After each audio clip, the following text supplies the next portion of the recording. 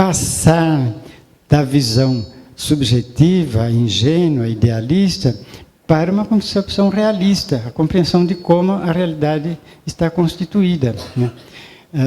Sem isso, ele não vai adquirir o domínio da natureza.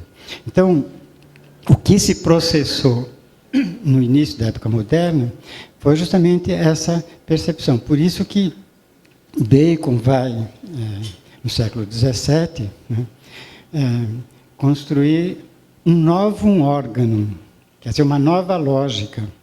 Por que novo órgão? Porque havia o velho órgão, que era a lógica aristotélica, a lógica da dedução. E ele vai construir um novo órgão, quer dizer, uma nova lógica baseada na indução, a partir do entendimento de que conhecimento é poder, né? Então, essa lógica vai ser a base para você se apropriar da natureza, dominar a natureza e explorar a natureza.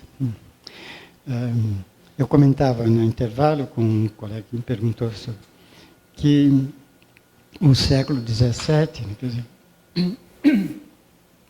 é o século do método, né? Porque Descartes elabora o discurso do método, nesse mesmo século Bacon elabora o novo órgão, a nova lógica, né, de base indutiva, né? E nesse mesmo século também, eu não mencionei no meu quadro, porque eu estou tratando aí dos momentos filosóficos, né? Mas nesse mesmo século, Comênio elabora a didática magna, um método de ensino, um método pedagógico, né? Então, por isso que é chamado século do método. Então, as leis da natureza, né, elas vêm operando, mas o homem só progressivamente vai tomando conhecimento disso. O mesmo ocorreu com a dialética, que ela existia já como uma lei que rege a realidade, né, mas que só veio a ser conhecida e formulada de modo sistemático a partir de Hegel. O fato de que a dialética corresponda ao processo de desenvolvimento da própria realidade nos permite, agora que dispomos desse instrumento analítico, após a sistematização inaugurada por Hegel, reconstituir o movimento de toda a história desde o surgimento do homem, compreendendo esse desenvolvimento em suas transformações. Tá? Então, se eu vou lá atrás, eu vou ver como os homens agiram, né, e como a dialética já estava operando, ainda que eles não soubessem, né? Então, eu vou ilustrar isso em seguida com a controvérsia entre indutivismo e dedutivismo, né, na filosofia da ciência. Então, como eu já tinha mostrado a partir daquele quadro sinóptico, a época moderna foi inaugurada com o discurso do método de Descartes e com o novo órgão de Francis Bacon. Pelo novo órgão se fez a crítica da lógica aristotélica centrada no silogismo, portanto, no argumento dedutivo. E se advogou a indução como caminho para o desenvolvimento das ciências, tendo por base a experiência. Firmou-se assim o esquema indutivo de desenvolvimento do conhecimento científico, nos seus 3 momentos básicos: observação, generalização, confirmação, né? Então, essa é a base do conhecimento indutivo. Você parte da observação, né? A partir de alguns casos, você percebe uma constante, aí generaliza, formula, então, pela generalização, uma hipótese, né? Uma hipótese que supõe-se, então, que esse comportamento desses casos observados, né, vale para todos os casos. Aí faz novas observações, né, para confirmar, né? E aí vem, então, a confirmação que se traduz no enunciado de uma lei científica. Tá? No século XX, esse esquema foi contestado e substituído pela via dedutivista, cujo esquema foi formulado por Popper, também em 3 momentos contrapostos ao esquema de Bacon. Seria o problema, a conjectura e a refutação. Então, segundo esse esquema, segundo a teorização de Popper, né, que expressa todo esse movimento do positivismo lógico, do neopositivismo, né, o conhecimento não seguiria aquele caminho da observação até a confirmação, mas seguiria esse outro. Parte do problema, passa pela conjectura e chega à refutação. Assim, em lugar de se partir da observação para partir das evidências preliminares aí obtidas formular a hipótese, propõe-se que o conhecimento parta do problema. Diante do problema, formula-se uma conjectura na forma de uma proposição geral, da qual se deduzem consequências observáveis segundo as regras da lógica. Então, a lógica é, portanto, dedutiva, deduz-se segundo as regras da lógica. E as consequências, essas consequências observáveis vão ser submetidas ao teste empírico, né, que vai ser feito visando a refutar e não a confirmar. Né?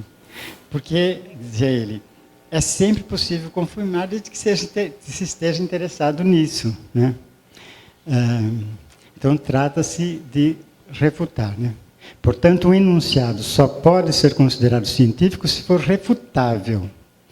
Não são os científicos os enunciados irrefutáveis, e nem, obviamente, os refutados. Somente permanecem como aceitáveis cientificamente os enunciados que, podendo ser refutados, resistem às tentativas de refutação. No momento que a tentativa obtiver êxito, o enunciado refutado pelo teste empírico deverá ser abandonado, e uma nova conjectura deverá ser formulada. Né? Então, foi refutado, aí você abandona aquela e lança nova conjectura, e faz o mesmo procedimento. Deduz dessa conjectura, que é formulada na forma de um enunciado geral, né? Deduz consequências segundo as regras da lógica, consequências passíveis de observação. Aí você passa, então, ao teste empírico visando refutar. Se não conseguir refutar, ela permanece como aceitável cientificamente. Mas o cientista vai continuar tentando refutar. Né? O dia em que conseguir, aquele é abandonado, e aí substitui-se novamente por uma outra conjectura e assim por diante. Né?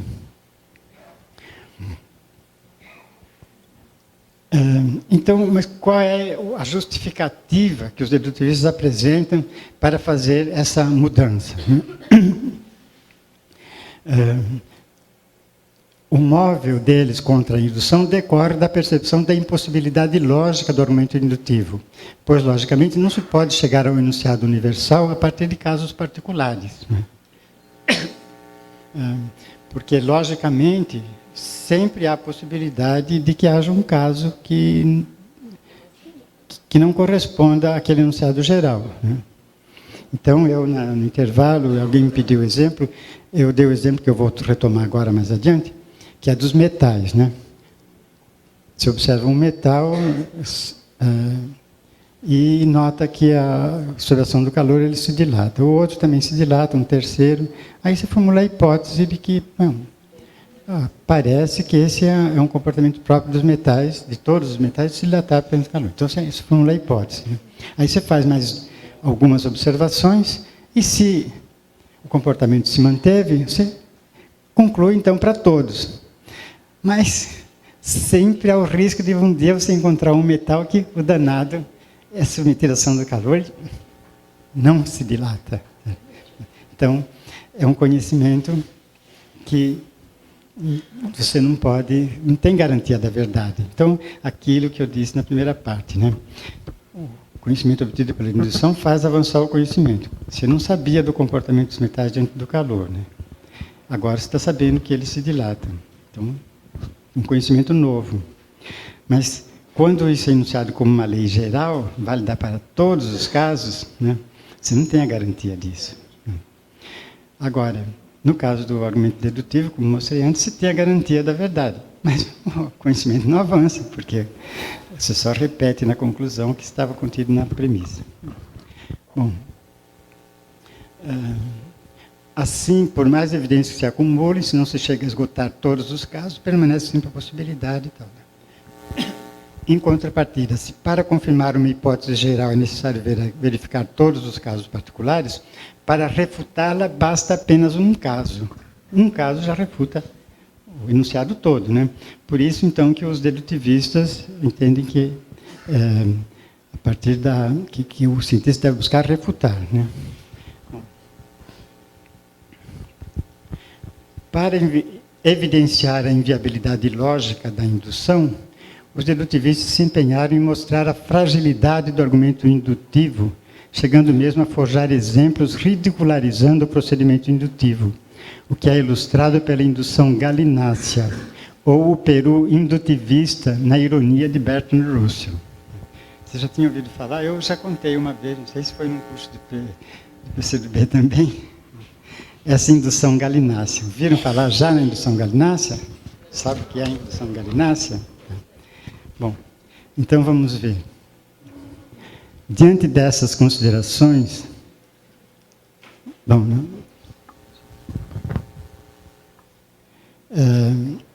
eu vou, então, aqui reproduzir a indução galinácea de forma livre, né?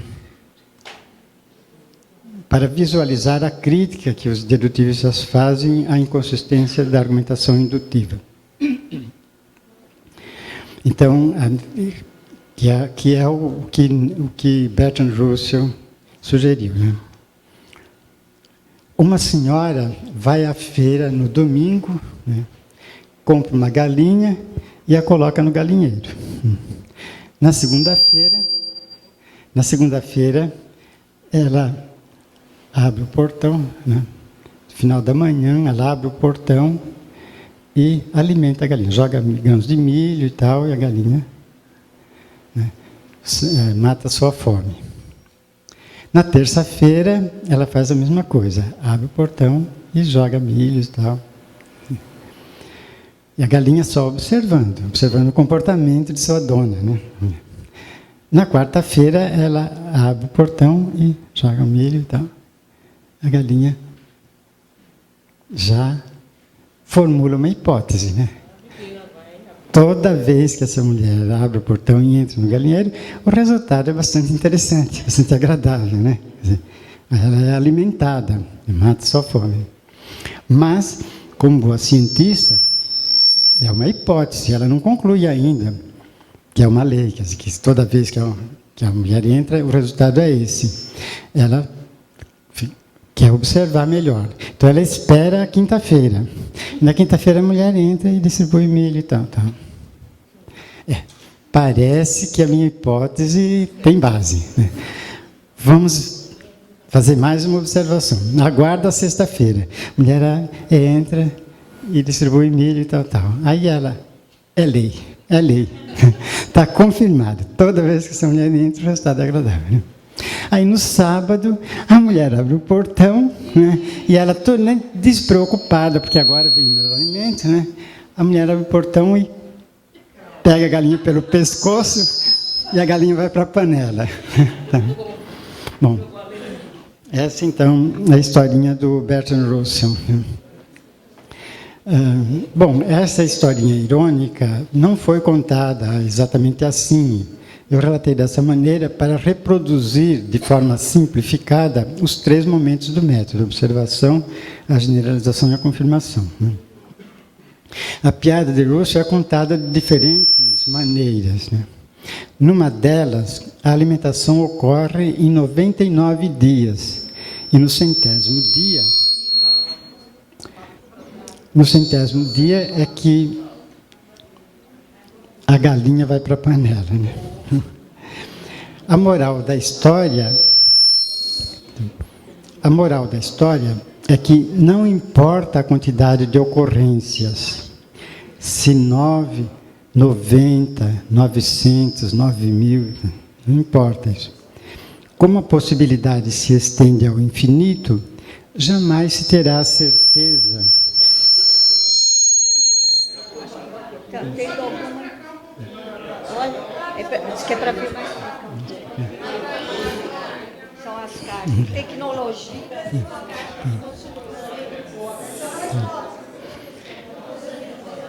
Então, como a possibilidade se estende ao infinito, jamais se terá a certeza no caso de uma conclusão obtida por indução, né?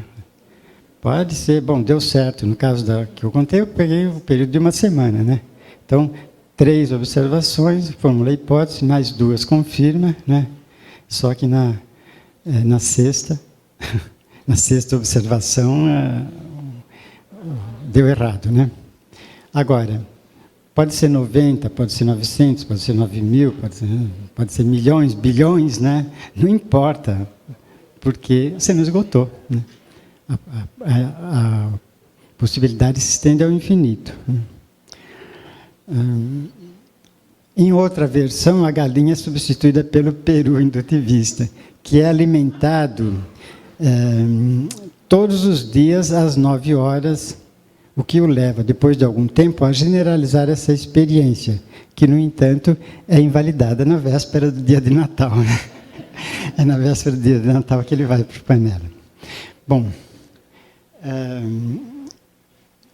agora, continuando com os slides, né? Diante dessas considerações que põem em evidência os limites da indução, ao ponto de levá-la ao ridículo, sobreveio-me a indagação. Né? Eu fiquei pensando, né, quando eu estudei todas essas coisas, puxa, mas se a indução é tão precária, tão frágil, tão inconsequente, como foi possível que Bacon, Galileu, Newton, os cientistas de modo geral, tenham dado contribuições tão significativas para o avanço da ciência, ancoradas na indução, utilizando o método indutivo? Né? Bom, em resposta, então, me ocorreram essas duas reflexões. Né? Primeira, a pergunta: por que no esquema de Bacon o primeiro passo do método é a observação e não o problema, como definido no esquema de Popper? Né? Popper propôs que se partisse do problema, porque, de fato, é o problema que move o conhecimento. Né? Eu não começo a observar. Até o exemplo que se dava, quando eu fiz o curso de Lógica do Conhecimento Científico com o professor Leonidas Regenberg, né? Então, ao explicar essa questão, ele fez a seguinte pergunta. Né? Deu a seguinte ordem. Né? Observem. Então, se eu digo para vocês, observem, estou começando, né, da observação. Então, eu digo, observem. Vocês podem ter duas reações. Ou vocês são muito dóceis e tímidos e não vão contestar, em hipótese alguma, uma ordem do professor, por mais absurda que pareça. Então, bom, vocês começam a observar. Aí vocês dizem, um salão, tantas pessoas presentes, tantos homens, tantas mulheres, um quadro com um slide exposto, uma tela lá no fundo com 2 remendos brancos, uma parede verde, uma mesa com uma garrafa, 2 garrafas vazias, copos, cadeiras, não sei o quê. Esgotou tudo, observou tudo. E daí? E daí? O que você faz com todas essas observações? Agora, a reação mais normal, né, seria, quando eu desse essa ordem, observem, né, vocês perguntarem, o quê? Observar o quê? O que você quer que eu observe? E então, nessa resposta está a precedência do problema. Quer dizer, para observar é preciso ter um problema. Então, a investigação começa pelo problema e não pela observação. Bem, então, o que me ocorreu foi isso. Por que no esquema de Bacon o primeiro passo do método é a observação e não o problema, como definido no esquema de Popper? Ora, é óbvio que Bacon, Galileu e todo verdadeiro cientista sabe que toda e qualquer investigação é posta em marcha tendo em vista responder a algum problema. O problema é, pois, a condição prévia, aquilo a partir do qual o método é posto em movimento. Portanto, não é um passo do método, pois o precede, sendo aquilo que o justifica e determina. Então, claro, eu não ia colocar o problema como primeiro passo. Né? O problema não é o primeiro passo do método. O problema é aquilo cuja resposta eu vou buscar com o procedimento científico. Né? Então, o método começa pela observação, porque, eu vou depois ilustrar isso, né? Porque eu quero encontrar a resposta para um problema. Né? Bem, isso significa que a investigação começa pela observação daqueles elementos que motivaram o aparecimento do problema que se quer esclarecer. Assim, por exemplo, Se me defronto com o problema referente ao comportamento dos metais diante da ação de algo como o calor, vou proceder às observações que me permitem esclarecer o problema que motivou minha investigação. Portanto, fica claro que nunca se começa a observar sem um problema prévio que oriente a investigação. Tá? Então, aquele argumento dos dedutivistas parece não ter consistência, né? Porque não é que eles não levassem em conta o problema. Eles tinham um problema e vão observar para tentar responder àquele problema. Né? Bom, aliás, vou fazer um parênteses aqui, para dizer que a crítica dos dedutivistas talvez valha não para o desenvolvimento da ciência, né, mas talvez valha para determinados cursos de metodologia científica. Né? Porque, de fato, certos cursos de metodologia científica tomavam aquele esquema, né, como sendo... que tomaram aquele esquema de forma mecânica. Né?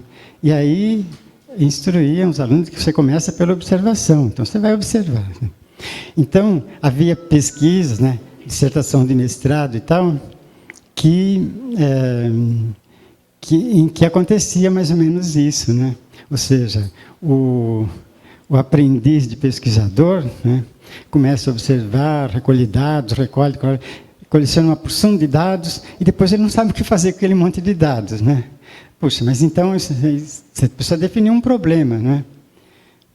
Aí ele define o problema. Acontece que, ao definir um problema, ele corre o risco de constatar que a grande maioria dos dados que ele recolheu não servem para aquele problema. Né? Então, ele vai ter que jogar fora tudo aquilo e fazer a pesquisa de novo. Então, o que ele faz? Né? Aí vem a observação do Popper. Né? Eu não vou confirmar, porque sim, eu preciso confirmar desde que esteja interessado. Né? Então, o aprendiz de pesquisador, ele...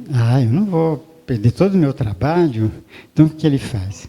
Ele arranja um problema, né? Um enunciado de problema que se encaixa naqueles dados, certo? E pronto, né? Faz o relatório, né? Concluindo, né, que com aqueles dados ele confirmou a resposta a esse problema e pronto, defende a dissertação e sai mestre. Então, aí, quer dizer, é claro que aí você falseou, quer dizer, não é uma... Os dedutivistas estão fazendo uma crítica ao indutivismo, generalizando esse tipo de comportamento, quando, na verdade, os cientistas não procederam assim, quer dizer, eles tinham um problema, investigaram para responder àquele problema, né, observaram. Bem, aí a segunda questão que me ocorreu ao tentar compreender essa celeuma aí dos dedutivistas com os indutivistas, né, que além da procedência do problema, além da precedência do problema em relação ao processo de investigação, deve-se ter presente que o procedimento indutivo dos fundadores da ciência moderna estava apoiado num pressuposto relativo à concepção de natureza.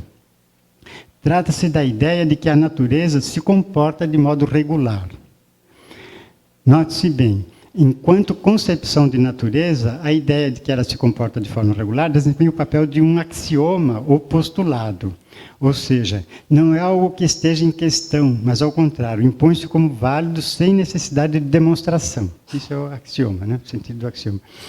Então, é um pressuposto. Quer dizer, Galileu dizia que a natureza está escrita com signos matemáticos. Né? Então, a natureza se comporta de forma regular. Isso é a concepção de natureza. Né? É isso que está na base do procedimento indutivo. Né?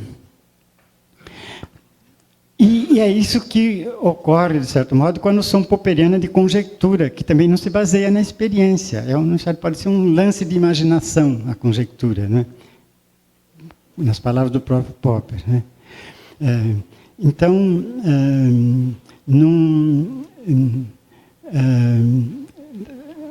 não depende da experiência. Né?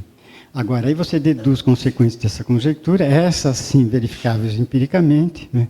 E aí você passa, então, ao empenho de refutar. Né? Só mostrando ainda uma coisa. Quando Popper faz essa análise de que o conhecimento científico é aquele que ainda não foi refutado, mas pode ser refutado, e que o irrefutável não é científico, né? Um exemplo que eles costumam dar para isto é o da teoria da relatividade de Einstein, né? A teoria da relatividade tinha implicações empíricas, né, muito arriscadas, né, e que várias delas só progressivamente foram sendo possíveis de serem verificadas. Algumas, acho que até agora ainda não se conseguiu, né? Mas, por exemplo, uma das implicações era que a trajetória dos raios luminosos diante de grandes massas sofreria um desvio, né? Bom, então isso, quando se conseguiu instrumentos para verificar a trajetória dos raios luminosos, né, e identificar se ele se desvia ou não diante de grandes massas, né, se constatou que o desvio ocorria, né. Então, essa é uma teoria científica, né, porque podia ser refutado e não se conseguiu refutar. Pode ser que, com instrumentos mais precisos, não sei o quê, venha a ser refutada. Aí ela vai ser abandonada, substituída por uma outra, né? Bom, aí, para dar um exemplo de teoria irrefutável, eles lembravam o caso da psicanálise, né? Então, na psicanálise, você tem a seguinte situação. Vai lá um paciente, né, está em análise e conta o seu problema para o analista, né, e o analista dá uma explicação para aquele problema. Diz, não, você está passando por todos esses problemas e tal, por conta do ódio que você sente do seu pai. Bom, aí o jovem diante dele pode dizer, puxa, doutor, é isso mesmo, eu não suporto meu pai. Tá bom, então é isso, vamos tratar disso. Então nós vamos fazer um trabalho no sentido de ver como é que você pode lidar com esse fenômeno. Mas digamos que o jovem acha o maior absurdo. Doutor, o que é isso? Eu ódio do meu pai? Se é uma pessoa com quem eu me dou bem, é meu pai, né? Batemos longos passos, saímos para passear, tal. Olha, não existe pessoa com quem eu me dou melhor do que meu pai. Sabe? Agora você vai me dizer que os meus problemas decorrem do ódio do meu pai? Qual será a resposta do analista? Ele vai dizer, pois é, mas é exatamente por causa desse ódio recôndito contra o seu pai, que você não admite, que você faz tudo isso, leva para passear, fica conversando com ele, e não sei o quê, babá, recalcando esse ódio que você... Então você tem que trazer à tona esse seu ódio para tratá-lo. Bom, resultado, qualquer que seja o comportamento, a teoria se mantém. É irrefutável, então não é científica. Não é científica. Claro que isso é uma caricatura da psicanálise, né? Mas ilustra o que está se querendo dizer com o enunciado científico é aquele que é refutável, que deve poder ser refutado e não sê-lo, né? Bom, mas voltando aí agora, né? O procedimento indutivo, de fato, se apoia no argumento dedutivo, deixando evidente que o conhecimento humano não é nem indutivo nem dedutivo, mas indutivo-dedutivo, articulando esses dois momentos numa unidade indissolúvel. E, então, vamos esclarecer essa questão, retomando o exemplo do comportamento dos metais, né, que eu já tinha mencionado antes, né. Considerando-se o pressuposto de que a natureza se comporta de modo regular, os metais, sendo um fenômeno da natureza, vão se comportar conforme o seguinte silogismo. Veja, então, o argumento dedutivo, que está aí apoiando o raciocínio indutivo, né? O silogismo. Todos os fenômenos da natureza se comportam de forma regular.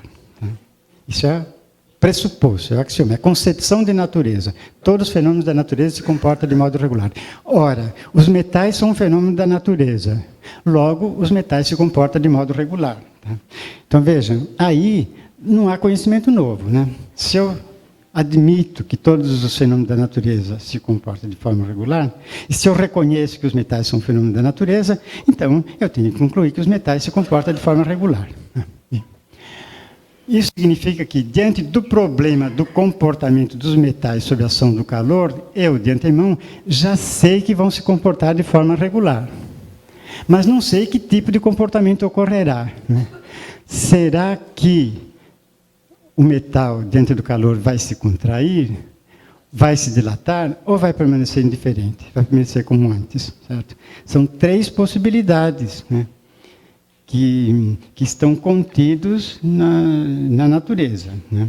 Eu sei que, se ele se contrair, né, é esse o comportamento de todo metal, né? Porque, né, a natureza se comporta de forma regular. Então, todo metal vai se contrair. Se ele permanecer idêntico ao que era antes da ação do calor, todo vai ser assim. Né? Se ele se dilatar, todo vai se dilatar. Tá? Como é que eu vou poder saber? Né? Como vou descobrir qual desses comportamentos será o real, o verdadeiro? Né? Bom, aí não há outro caminho, senão proceder à observação. Aí eu tenho que observar. Né? Vamos ver. Bom,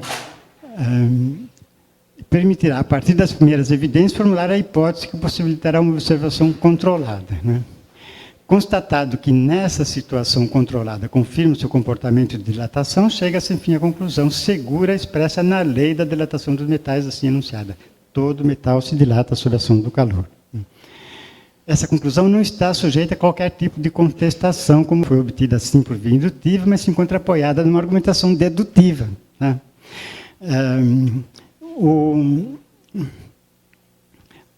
Ocorre que quando uma pergunta que pode ocorrer aí é, bem, mas por que observa mais de um? Na verdade, não precisava. Um apenas bastava. Né? Um apenas bastava porque, se a natureza se comporta de forma regular, né? Uma vez constatado que um metal se dilata sob a ação do calor, eu concluo que todos os outros vão se dilatar também, né? Com base naquele pressuposto da regularidade do funcionamento da natureza, né? Que corresponde ao argumento dedutivo. Né? Bom, aí você pode perguntar, e por que então que eu observo mais de um? Aí é cautela científica, né?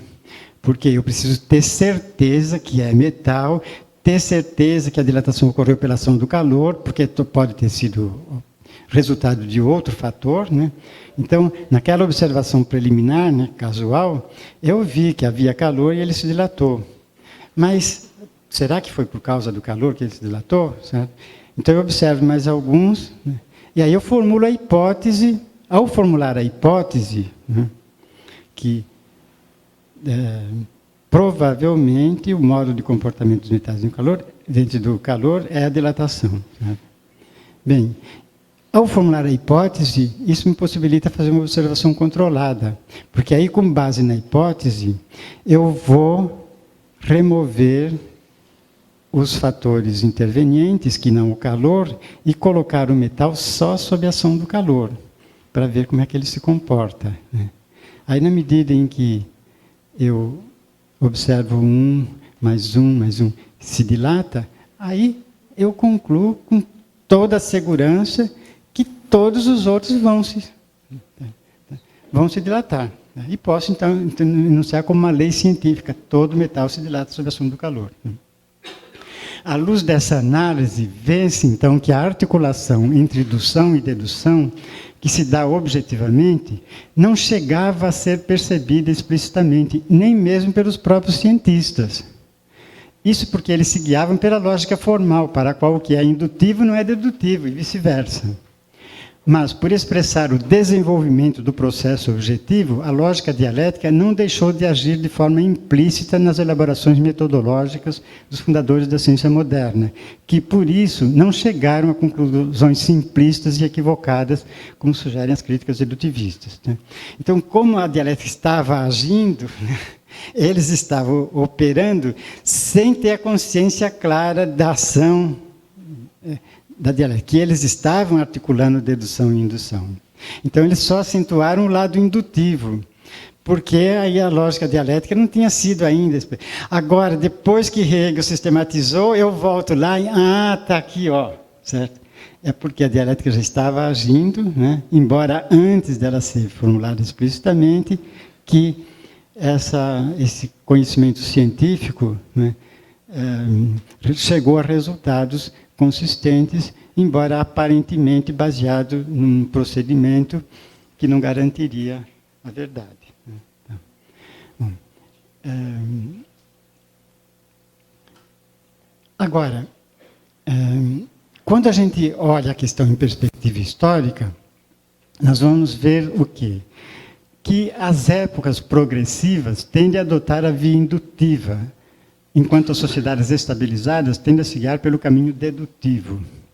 Assim, a sociedade grega da época jônica guiava-se pela indução.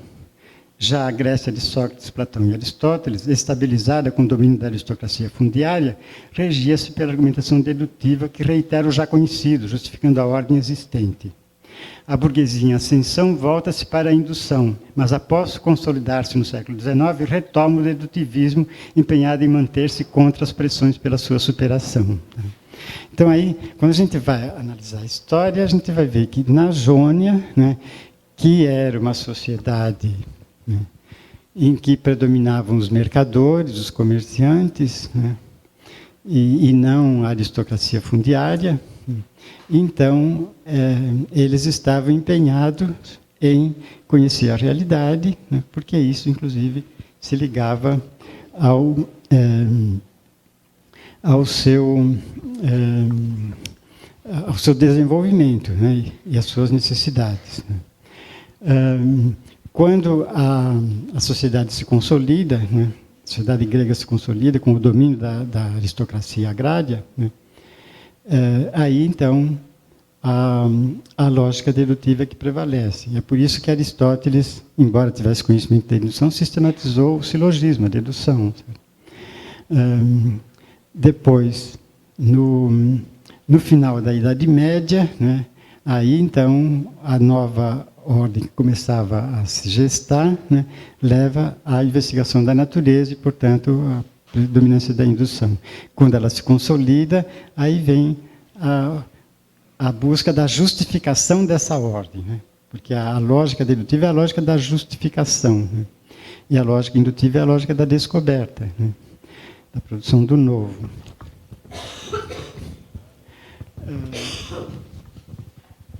Quando eu disse que na Jônia os pré-socráticos seguiam o caminho indutivo, né?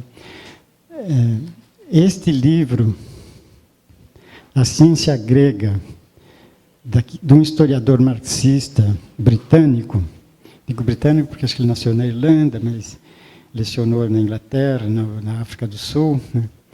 E então ele mostra o desenvolvimento da ciência a partir da técnica, das transformações materiais, né? E ele vai mostrar como Tales, né, que é considerado o primeiro filósofo, Tales, que considerava que a água era o princípio de organização do universo. Então, esse autor vai mostrar como é que aparece a questão da água, do úmido, né? E também ele mostra que Tales confundiu ainda os seus contemporâneos. Tales que é contado como alguém que vivia no mundo da Lua, né, que não tinha os pés na Terra, porque ele estudava também astrologia, ele previu um eclipse, né? Até conta na história da filosofia convencional se conta que a sua criada riu-se dele porque ele, olhando para o céu, não viu onde pisava e caiu num buraco, né? E, no entanto, ele confundiu os seus contemporâneos, né, se enriquecendo com o comércio de azeite, né? Quer dizer, ele era um grande comerciante de azeite, e a Grécia é uma península que está voltada entre a montanha e o mar Egeu, né? E a Jônia, que era uma colônia grega da Ásia Menor, né? Mileto era uma das cidades mais prósperas, lá onde vivia o Tales, né? E, então veja a importância da água. E a água era o meio de locomoção. Era pela água que circulavam os navios do Tales, conduzindo o azeite, né? E agora, como é que ele se guiava no mar? Não havia ainda telescópio, astrolábio e tal, né? Se guiava pela observação dos astros, né? Então, são conhecimentos, né, que têm fundamento na experiência. São teorias que estavam fundadas na prática, a relação teoria-prática estava presente, né? E, então, é nesse sentido que ele foi capaz de prever um eclipse, porque ele observava os astros, mas ele observava os astros porque ele precisava movimentar os seus navios. Então, esse período é todo marcado por esse pensamento de base indutiva, né?